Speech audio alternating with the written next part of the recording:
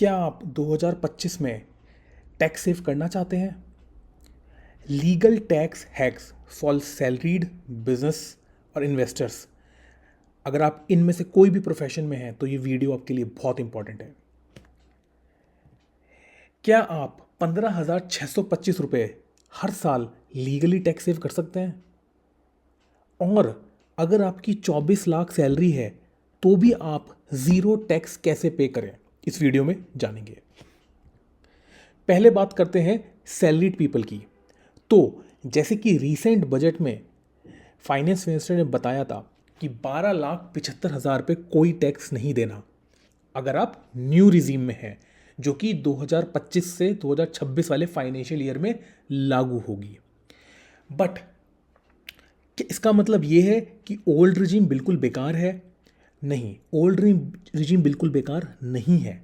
आपको ये एनालाइज करना पड़ेगा पहले कि आपके लिए ओल्ड रिजीम अच्छी है या न्यू रिजीम अच्छी है, और उसको समझने के लिए हमको ब्रेक इवन समझना पड़ेगा। तो ब्रेक इवन का क्या मतलब है? तो ब्रेक इवन का मतलब ये है कि अगर आपके डिडक्शंस और एग्जेम्पशंस जो होते हैं वो एक सर्टेन अमाउंट से ज़्यादा होंगे, तब आपको ओल्ड रिजीम फ़ायदेमंद रहेगी। और अगर आपके उतने डिडक्शंस एंड एग्जेम्पशंस नहीं हैं तो आपके लिए न्यू रिजीम सही रहेगी। एग्जाम्पल लेते हैं। अगर आपका सीटीसी 15 लाख रुपए है और आपकी डिडक्शन 6 लाख रुपए है, तो जो ब्रेक इवन पॉइंट है वो 5,93,000 है, और आपकी डिडक्शंस 5,93,000 से ज़्यादा है, जो कि 6 लाख रुपए है, तब आपके लिए ओल्ड रिजीम अच्छा होगा। और एक दूसरा एग्जांपल लेते हैं 24 लाख। अगर आपका सीटीसी 24 लाख है बट आपकी जो एग्जेम्पशंस हैं वो ज़्यादा से ज़्यादा 5 लाख रुपए हैं, तो आपके लिए न्यू रिजीम ही अच्छा रहेगा, राइट। तो आपको ये दो चीज़ समझनी बहुत ज़रूरी है कि आपका सीटीसी कितना है और आप जो डिडक्शंस और एग्जेम्पशंस लेने वाले हैं वो कितने हैं। अगर आपके एग्जेम्पशंस डिडक्शंस ज़्यादा होंगे तो आपके ओल्ड रिजीम बेनिफिशियल है, अदरवाइज न्यू रिजीम ही बेनिफिशियल आपके लिए होगी। तो मोस्ट ऑफ द केस में 80 to 90% ऑफ द पीपल के लिए न्यू रिजीम ही बेनिफिशियल होने वाली है, बिकॉज उनके जो डिडक्शंस हैं यूजुअली इतने ज़्यादा नहीं होंगे। आगे चलते हैं। जो सब लोग क्लेम कर सकते हैं वो क्या क्या चीज़ें हैं? सबसे पहली चीज़ है 50,000 का स्टैंडर्ड डिडक्शन, वो हमको मिलता ही मिलता है। हाउस रेंट अलाउंस, तो हाउस रेंट अलाउंस जो आप रेंट पे करते हैं उसको आप एज अ डिडक्शन यूज़ कर सकते हैं। यहाँ पर मैं आपको एक ट्रिक बताता हूँ। फॉर एग्जांपल, आप अपने पेरेंट्स के साथ रह रहे हैं तो आप अपने पेरेंट को भी रेंट पे कर सकते हैं और उसका डिडक्शन ले सकते हैं। लीव ट्रैवल अलाउंस, अगर आप विद इन इंडिया फ़्लाइट लेके या ट्रेन लेके या फिर बस लेके अगर आप कहीं ट्रैवल करते हैं तो भी जो आपके जो ट्रैवल के एक्सपेंसेस हैं वो लीव ट्रैवल अलाउंस के अंडर कंसीडर करे जाते हैं और उसका भी आप डिडक्शन ले सकते हैं। प्लस इसका क्राइटेरिया होता है कि विद इन 4 ईयर्स में आपको 2 टाइम्स आपको लीव ट्रैवल का अलाउंस मिलता है। Fourth, section 80C। Section 80C बहुत पॉपुलर सेक्शन है जिसमें आप आपका ईपीएफ, आपका पीपीएफ, आप ईएलएस, इन सब चीज़ों के लिए आप डिडक्शंस क्लेम कर सकते हैं। बट यहाँ पर कंस्ट्रेंट होता है कि 1.5 लाख रुपए तक का ही अमाउंट एग्जेम्प्ट कर सकते हैं। तो अगर आप स्टॉक मार्केट में इन्वेस्ट करते हैं तो ईएलएस एक बहुत अच्छा ऑप्शन है। ये 3 साल के लिए लॉक इन करता है और इक्विटी मार्केट में आपके पैसे इन्वेस्ट करता है। तो स्टॉक मार्केट इन्वेस्टर्स के लिए ये एक अच्छा तरीका बन जाता है इन्वेस्टमेंट का। और ईपीएफ जो होता है वो सैलरी से हमारे एम्प्लॉय प्रोविडेंट फंड में कटता रहता है, और पीपीएफ जो होता है वो पब्लिक प्रोविडेंट फंड होता है, जो कि एक आप सरकारी बैंक में जाके और इवन एक प्राइवेट बैंक में जाके ये अपना फॉर्म फिल करके अकाउंट ओपन करवा सकते हैं। बट इसमें मिनिमम 15 ईयर्स का लॉक इन पीरियड होता है, जो कि बहुत ज़्यादा लॉक इन पीरियड होता है, राइट। तो अपने रिस्क और रिवॉर्ड के अकॉर्डिंग आप इन स्कीम्स में चूज़ कर सकते हैं। और फिफ्थ सेक्शन है हेल्थ इंश्योरेंस, सेक्शन 80D। तो अगर आप सैलरीड इंडिविजुअल हैं तो 25,000 आपके लिए और 50,000 आपके पेरेंट्स के लिए अगर वो सीनियर सिटीजन है, तो आप मैक्सिमम 75,000 तक का यहाँ पर क्लेम डिडक्शंस ले सकते हैं, राइट। आगे चलते हैं, फ्लेक्सी बेनिफिट्स। तो होता क्या है, जब भी हम अपने कंपनी में काम करते हैं तो हम अपने एम्प्लॉयर को रिक्वेस्ट कर सकते हैं कुछ फ्लेक्सी बेनिफिट्स के लिए। फॉर एग्जांपल, जैसे फूड के कूपन्स मिलते हैं हमें ब्रेकफास्ट लंच के लिए, मोबाइल इंटरनेट मिलता है, वो हम रिम्बर्स करा सकते हैं। हम कोई कोर्स हमने एनरोल करा रखा है, फॉर एग्जांपल अब आर्टिफिशियल इंटेलिजेंस का बूम है, तो अगर आपने आर्टिफिशियल इंटेलिजेंस के कोर्स करे हैं तो आप वो अपने एम्प्लॉयर के बात करके वो रिम्बर्स करा सकते हैं। जिम, योगा, अगर आप कोई भी फिजिकल एक्टिविटी में इन्वॉल्व हैं तो आप अपने एम्प्लॉय को रिक्वेस्ट कर सकते हैं कि ये मेंबरशिप के ये चार्जेस आप रिम्बर्स करा दीजिए, राइट। तो ये कुछ सब चीज़ें हैं जो आप फ्लेक्सी बेनिफिट्स में आता है, जो अपने आप एम्प्लॉयर से बात करके कंसीडर कर सकते हैं अपने टैक्स को लोअर लेके आने के लिए। सबसे इम्पॉर्टेंट चीज़, तो आज की डेट में कार एक मिनिमम नेसेसिटी बन गई है, राइट। अब ये कार एक लग्जरी नहीं रही है। तो अगर आप नोटिस करेंगे तो फर्स्ट पहले हम अपनी सैलरी पे 30% पे करते हैं, फिर उसके बाद कार को जब बाय करते हैं तो उसमें बहुत सारे टैक्सेस लगते हैं, राइट। तो किस तरीके से हम एफिशिएंटली कार बाय कर सकते हैं, तो यहाँ पर एक कॉन्सेप्ट आता है कार लीज पॉलिसी का। इस कार लीज पॉलिसी में होता क्या है कि कार जो ली जाती है वो एम्प्लॉयर के नेम पे ली जाती है और वो आपको एज अ लीज दी जाती है from the employer to you. तो उससे होता क्या है, जो भी बिजनेस को टैक्स बेनिफिट्स होते हैं वो आपको पास ऑन हो जाते हैं। तो 30%, राइट, 30% आपका ईजिली सेव हो जाता है अगर आप कार परचेज करते हैं using car lease policy, right. तो इसके ऊपर मैं अलग डेडिकेटेड वीडियो बना सकता हूँ अगर आप इंटरेस्टेड हैं तो, बट आपको ये टर्म पता होनी चाहिए कार लीज पॉलिसी होती क्या है, राइट। एजुकेशन लोन, तो अगेन एजुकेशन लोन में बहुत सारे बेनिफिट होते हैं। अगर आप एजुकेशन, वैसे तो मैं लोन लेने को बिल्कुल मना करूंगा किसी भी तरह का loan, but yes education loan एक इस तरह का लोन होता है जो कि आपकी इनकम इंक्रीज करने में हेल्प कर सकता है, राइट। तो आप इस तरह का लोन ले सकते हैं।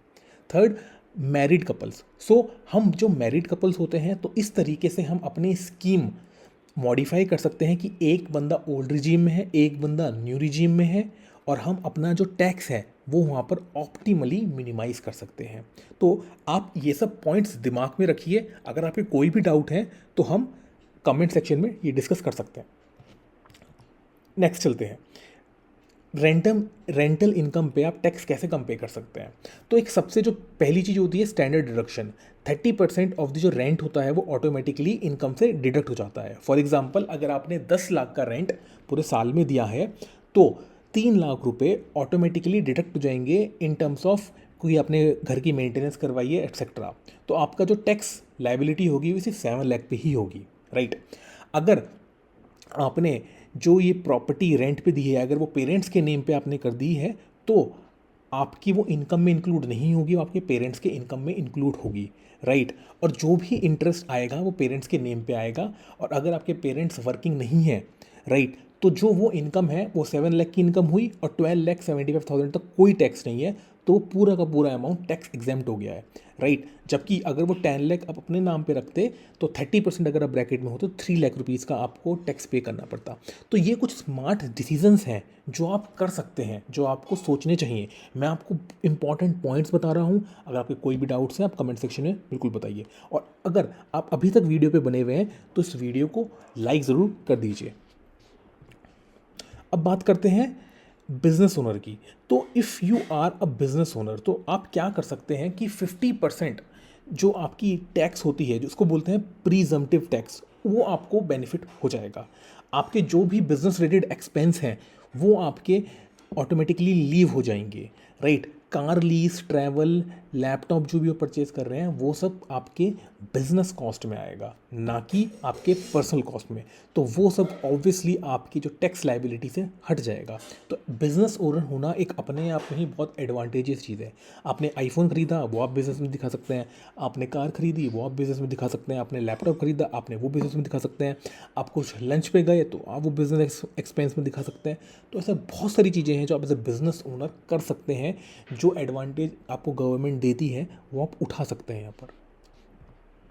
अब बात करते हैं, अगर आप मार्केट में इन्वेस्ट करते हैं तो आप किस तरीके से अपने लॉसेस को यूज़ कर सकते हैं टैक्स रिड्यूस करने के लिए, राइट। तो एक तरीका होता है, जो भी आपके लॉसेस हुए हैं आप उनको ऑफसेट कर सकते हैं अपने गेन से। फॉर एग्जांपल, अगर आपका 2 लाख रुपए का गेन हुआ है और 1 लाख रुपए का लॉस हुआ है कुछ स्टॉक में, तो आपका इफेक्टिव 1 लाख का ही प्रॉफिट हुआ है। तो आपको जो टैक्स देना होगा वो 1 लाख पे ही टैक्स देना होगा, एज़ कम्पेयर टू आप 2 लाख पे टैक्स देते, राइट। प्लस आप जो अपने लॉसेस हैं वो कैरी फॉरवर्ड कर सकते हैं अप टू 8 ईयर्स, राइट। तो ये भी गवर्नमेंट आपको एडवांटेज देती है कि आप 8 साल तक उन लॉसेस को कैरी फॉरवर्ड कर सकते हैं, राइट। और आपको plus across the asset class work करना चाहिए, ताकि आपको जो मैक्सिमम टैक्स का बेनिफिट हो वो हो सके। अक्रॉस दी एसेट क्लास का क्या मतलब है, राइट, कि आपको इक्विटी में भी काम करना चाहिए, आपको रियल एस्टेट में भी काम करना चाहिए, आपको कमोडिटी जैसे गोल्ड और सिल्वर है वो भी देखना चाहिए, राइट। तभी आप मैक्सिमम से मैक्सिमम बेनिफिट उठा पाएंगे। अब हम बात करते हैं कि आप कैसे 15,000 या इससे ज़्यादा आप टैक्स लीगली कैसे बचा सकते हैं। तो एक लॉन्ग टर्म कैपिटल गेन का जो मिनिमम एग्जेम्पशन है वो है 1,25,000 रुपये, राइट। तो पहले ये हुआ करता था 1 लाख रुपये, अब ये बढ़ाकर 1,25,000 हो गया है। तो इससे हुआ क्या है, जिस भी आप टैक्स ब्रैकेट में थे, उस टैक्स ब्रैकेट से आपका जो ये टैक्स है ये घट गया है, राइट। तो अगर आप देखेंगे आज की डेट में तो 12.5% लॉन्ग टर्म कैपिटल टैक्स है। तो 12.5% के हिसाब से जो आपका टैक्स बचता है वो बचता है 15,625 रुपये, राइट। तो आप क्या कर सकते हैं, ईयरली जब भी मार्च एंड हो उससे पहले आप जो आपके एग्जिस्टिंग शेयर्स हैं उनको सेल कर सकते हैं और थोड़े टाइम बाद उनको फिर से बाय कर सकते हैं। उससे ये होगा कि आप जो 1,25,000 की लॉन्ग टर्म कैपिटल गेन का बेनिफिट जो कि आपके लिए टैक्स फ्री होता है गवर्नमेंट के द्वारा, वो आपका बच जाएगा, राइट। और आप क्या कर सकते हैं, आप ये कर सकते हैं कि आपके जो फैमिली मेम्बर्स हैं आप उनके अकाउंट्स ओपन करवा सकते हैं। जब आप मल्टीपल अकाउंट्स अपने फैमिली मेम्बर के ओपन करेंगे तो उनके जो मिनिमम टैक्स है विच इज़ 3 लैक्स, अगर उनका 3 लैक्स तक का ईयरली प्रॉफिट आया है, राइट, तो वो सब भी एग्जेम्प्ट हो जाएगा। तो आप अपने फैमिली मेम्बर्स को भी यूज़ कर सकते हैं अपना टैक्स बचाने के लिए, राइट। तो जो रिच इन्वेस्टर्स होते हैं वो क्या करते हैं, और वो सेम आप भी कर सकते हैं, वो क्या है। तो सबसे पहला सेक्शन होता है सेक्शन 54F। इस सेक्शन में होता क्या है कि आप म्यूचुअल फंड या गोल्ड इन जैसी चीज़ों को बेच के आप घर खरीद सकते हैं। जब आप इस गेन्स को घर खरीदने में यूज़ करते हैं तो आपको यहाँ पर ज़ीरो टैक्स पे करना होता है। इसको बोलते हैं लाइक सेट ऑफ करना, अपने इक्विटी गेन्स को रियल स्टेट गेन से सेट ऑफ करना। तो ये सेक्शन आप याद रखिए, सेक्शन 54F, जो आप यूज़ कर सकते हैं एक प्रॉपर्टी बाय करने में आफ्टर सेलिंग अपने म्यूचुअल फंड्स या स्टॉक्स या इक्विटी या गोल्ड उनको, राइट। अगर आप स्टार्टअप में काम करते हैं, आपको ईसॉप्स मिले हुए हैं, तो आप वहाँ पे अकॉर्डिंगली प्लानिंग कर सकते हैं ताकि आपके कैपिटल गेन्स ना हो। थर्ड, आपको स्मार्ट टैक्स प्लानिंग करनी है, इवेजन नहीं करना है, राइट। जो रिच इन्वेस्टर्स होते हैं वो अच्छे से प्लान करते हैं, ठीक है, जो पॉलिसीज़ हैं उनको देखते हुए प्लान करते हैं, ना कि इवेजन करते हैं। और आपको भी इवेजन पे ही फोकस करना है, अदरवाइज आज की डेट में रूल्स इतने स्ट्रिक्ट हो गए हैं, आपको इतनी पेनल्टी मिलेंगी। जैसे मैं आपको बताता हूँ कि इतनी AI बेस्ड ट्रैकिंग आ गई है कि आपने अगर कोई डोनेशंस करी होगी वो पकड़ी जाएगी। मेरे कुछ फ्रेंड्स हैं, उनके फ्रेंड्स हैं जिनके पास नोटिस आया है कि उन्होंने डोनेशंस दिया है और वो लीगल नहीं है और वो टैक्स इवेजन के अंडर है। और टैक्स इवेजन के अंडर जो पेनल्टी आती है वो 300+% की पेनल्टी है, और फॉरेन एसेट्स पे 10 लाख रुपए तक का और आपको पेनल्टी देनी पड़ती है। तो आपको जो प्लानिंग करनी है वो इस तरीके से प्लानिंग करनी है कि वो प्लानिंग हो, ना कि इवेजन हो, राइट। और एक AIS होती है, वो आपका फाइनेंशियल फिंगरप्रिंट है, राइट। अगर आप अपने ई-टैक्स पोर्टल पे जाएंगे तो वहाँ पर आपको अपने AIS रिपोर्ट मिल जाएगी। वहाँ पे आपकी सारी डिटेल्स आपको मेंशन होगी कि आप जो भी ट्रांजेक्शन कर रहे हैं, स्टॉक्स जो बाय परचेज कर रहे हैं, वो भी आपकी डिटेल्स आपको वहाँ पर मिल जाएगी। तो समरी क्या है, मैं आपको समरी बताता हूँ अब कि एक्शन प्लान क्या होना चाहिए आपका। आपका एक्शन प्लान होगा कि सबसे पहले आपको डिसाइड करना है आपको रिजीम क्या है, ओल्ड वर्सेस न्यू। मैंने जैसे आपको बताया कि कोई एक ब्रेक इवन पॉइंट होगा, अगर वो ब्रेक इवन पॉइंट से आपके एग्जाम्पशन ज़्यादा हैं तो आपको ओल्ड रिजीम लेनी चाहिए, अगर वो ब्रेक इवन पॉइंट से कम है तो आपको न्यू रिजीम लेनी चाहिए।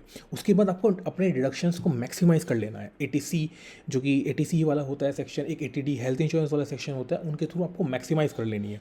फिर उसके बाद अपने आपका जो एचआरए है, जो आप रेंट पे कर रहे हैं, उसमें आप एडवांटेज ले सकते हैं। आप अगर कार खरीद रहे हैं तो आप कार लीज पॉलिसी के थ्रू कर सकते हैं। अगर आप एजुकेशन किसी का फंड करा रहे हैं तो वहाँ आप स्मार्टली फंड करा सकते हैं, राइट। आप उसके बाद टैक्स लॉस हार्वेस्टिंग कर सकते हैं, राइट। तो इस तरीके की कुछ चीज़ें आप कर सकते हैं जिससे आपके जो टैक्स है वो अच्छे से प्लान हो, राइट। और लास्ट में, अगर आपको ये टैक्स हैक पसंद आई है तो आप मुझे कमेंट सेक्शन में बताइए कि कौन सी जो टैक्स हैक है वो आपको पसंद आई है। और सब्सक्राइब करिए, और स्मार्ट मनी मूव्स के लिए हर हफ्ते वीडियो लेके आता हूँ आपके बेनिफिट के लिए। ठीक है, मिलते हैं अगली वीडियो में, बाय बाय।